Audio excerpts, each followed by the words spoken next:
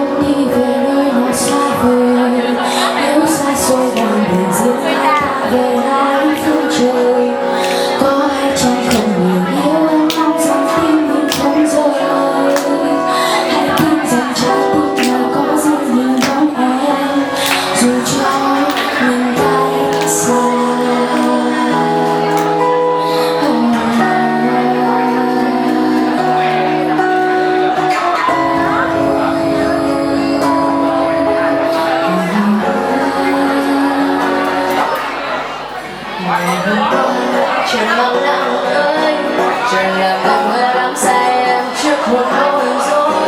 Trời làm nên vô ca, trời còn đừng xưa qua. Đừng giờ tay trong tay em nghe một sự đắm say. Và rồi anh nghĩ người sai mang tình yêu không phôi pha. Rồi khi bỗng nhớ em anh nâng câu hát. Hát yêu anh thật nhiều, nhớ môi anh thật nhiều. Muốn theo mây và gió yêu theo trời ơi em đợi ai. Nếu mây đêm hẳn nhớ em đi về nơi nào xa vời. Nếu xa rồi đành mình dẫn hai ta đường hai phương trời. Có ai chẳng cùng người yêu em mong rằng tim mình không rời. Đầu tiên em mới yêu em mong một ngày không cách xa. Biết đâu mai đêm nào hay thêm tháng người say bên mình. Biết đâu anh mãi mãi vẫn trên môi một câu duyên tình. Biết đâu xa xôi chẳng đến trước mắt có một bóng hình. Hãy tin rằng ta không hề có hình bóng ở dù cho anh lên đó xa qua không ai cũng rất xa em mong thời gian trôi qua từng đêm luôn mong ngày anh về. Nhớ anh dừng dừng đôi vai gầy mới biết anh mang theo mây trời. Để rồi lòng em bao đắm say ngất ngây trong anh tình yêu này.